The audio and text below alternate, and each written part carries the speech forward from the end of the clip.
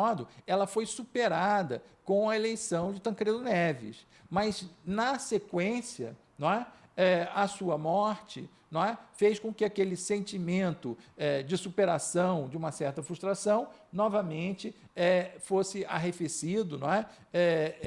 E o horizonte que se apontou foi o horizonte de risco para o fortalecimento das instituições da democracia e das suas instituições. Não é? Agora, é inegável, não é? O fato de que o governo Sarney e aquela unidade suprapartidária conseguiram conduzir esse processo, não é? Levando à afirmação, não é?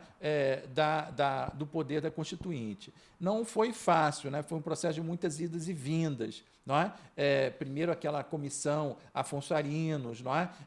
Que propôs uma minuta inicial para o debate, não é? Depois a eleição de muitos políticos não tão associados, não é? À causa democrática, como o próprio Paulo Maluf depois, não é? Então, tudo isso faz com que esse processo, não é? Ele não tenha sido um processo em que a conquista parecia nem imediata, nem garantida. Não é? Agora, por outro lado, eu vou insistir no fato de que é justamente essa situação de risco que fortalecia o compromisso com a unidade suprapartidária das forças da democracia. Não é? Se não fosse essa situação de risco, eu acredito, não é? Que esse compromisso suprapartidário pudesse ter se desmontado na primeira frustração política. Não é? Mas é o contexto de risco claro, não é? Que vai fazendo com que o processo de defesa da causa democrática se tenha continuidade, não é? E se afirme na aprovação da nova Constituição. A gente não pode esquecer, não é? Que há muitas concessões feitas nesse contexto. Não é? É o caso da anistia, que, ao mesmo tempo que foi, no primeiro momento, sendo ampliada em relação aos perseguidos pela repressão política autoritária, depois o processo da anistia começou a garantir a proteção, não é? Dos agentes, não é? Da violência política, não é? Dos porões da ditadura. Isso, evidentemente, não é uma evidência muito clara de que essa conquista da democracia no Brasil foi acompanhada também de concessões, não é? Claramente associadas à defesa, não é? À proteção dos agentes do antigo regime. A imprensa teve um papel muito influente durante a ditadura militar e, a ponto de surgirem leis como a lei da imprensa, censura prévia e autocensura. Como você vê o comportamento dos jornais e como foram as coberturas durante as diretas já? É muito interessante essa pergunta, porque a redefinição, né, da ordem institucional a partir da afirmação da liberdade de expressão, não é? Deu um protagonismo muito grande aos meios de comunicação de um modo geral. Não é? A imprensa, que na altura era basicamente escrita e falada, como se dizia na época, não é? E televisiva. Não é? Era rádio, TV e jornal. Ao mesmo tempo, é um momento em que essa imprensa toda ganha muita agilidade, não é? Pelos mecanismos de comunicação da época, não só a telefonia, mas o fax, não é? Que era um instrumento muito importante naquela altura, não é? E também as transmissões via satélite. Não? A gente não pode esquecer disso, mas nessa época começam as transmissões por telefone, por exemplo, tanto na TV quanto no rádio, isso não existia. Então, estava uma agilidade e um interesse, né, digamos assim, dos meios de comunicação como pela sua linguagem, pela renovação da sua linguagem, não é? Que tinha uma base tecnológica. Os jornais são muito importantes nesse momento, que eles se tornam coloridos, não é? A Folha de São Paulo vai ter suas primeiras páginas coloridas, coloridas, não é? Depois os outros veículos todos da imprensa, do jornalismo impresso vão acompanhar essa tendência. Então, é um momento assim de fortalecimento da linguagem do jornalismo, que eu acho que é importante salientar. Ao mesmo tempo, não é? É um momento ainda em que esses veículos tradicionais da imprensa tinham posição de mercado dominante, não é? Então, provavelmente nunca se vendeu tanto jornal, nunca se vendeu tanta revista, não é? As edições da Veja, por exemplo, eram espetaculares, não é? Então, isso é um momento, não é, em que todos esses veículos de comunicação no Brasil passam a ter grande expressão também, não só de manifestação de ideias, mas também de inovação em termos de linguagem e, por que não dizer, de poder econômico, não é? Movendo a publicidade de modo até então nunca visto, não é? E a abertura política acompanhada por uma liberdade de expressão não regulamentada, não é? Permitiu também que os veículos de comunicação, de um modo geral, não é? Não tivessem controles éticos, não é? Isso a gente vê hoje, se fala muito, por exemplo, dos programas de comédia da época, não é?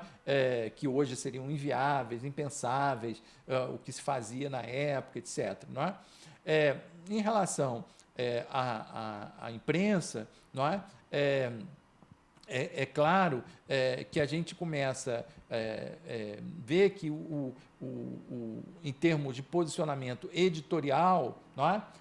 A imprensa, de um modo geral, também assumiu o compromisso com a transição democrática, não é? O caso da Folha de São Paulo certamente é o mais marcante, porque foi um jornal apoiador do golpe de 64 de primeira hora, não é?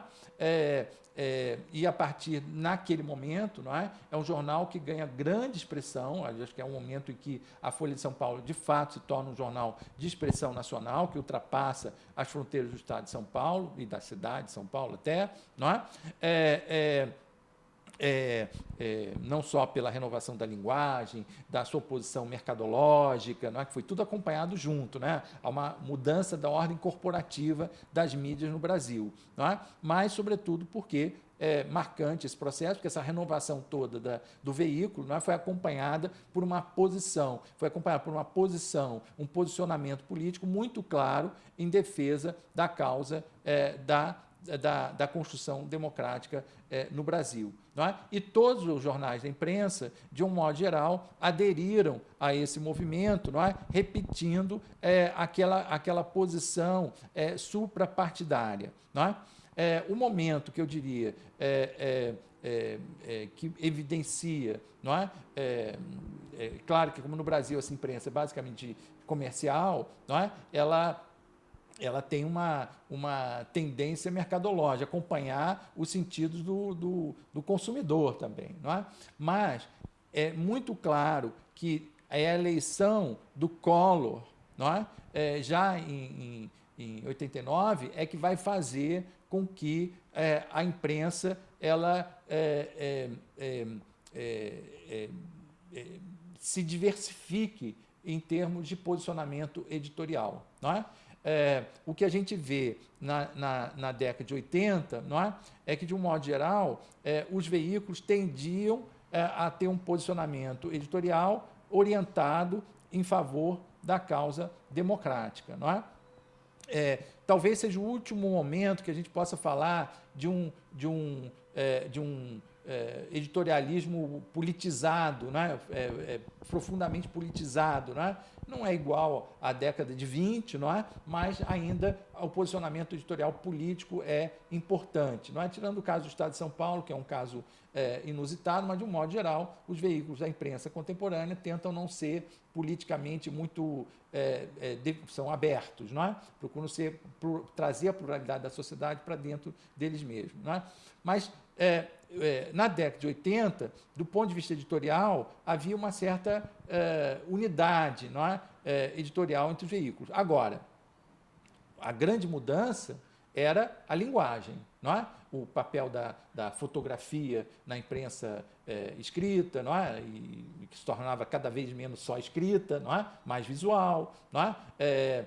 A inovação da linguagem televisiva, radiofônica, quer dizer, isso não há dúvida que isso é a grande a ponta, né? A gente pode dizer assim, uma vertente da renovação da comunicação na década de 80 e que requeria não só informação imediata, mas também participação do público do jornal, não é? Ou dos sujeitos da notícia. Não é? Eu acho que essa é a grande transformação da imprensa, quer dizer, é mais a linguagem, as práticas jornalísticas. Não é?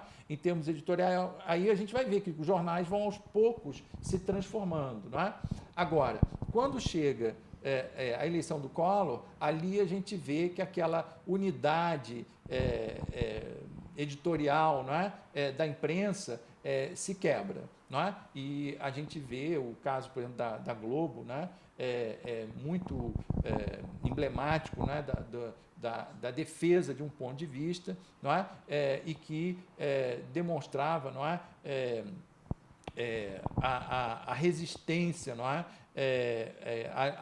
A liberdade política no Brasil. Aliás, o caso da Globo, nesse caso, não é? Lembra o caso do Proconsult em 82, quando a Globo, as organizações Globo, terminaram participando de um conluio para fraudar as eleições de 82 a partir do controle da computação. Não é? Então, eu acho que ali é um momento decisivo, que a gente vê não só a polêmica em torno da orientação editorial, não é? E a denúncia mesmo, não é?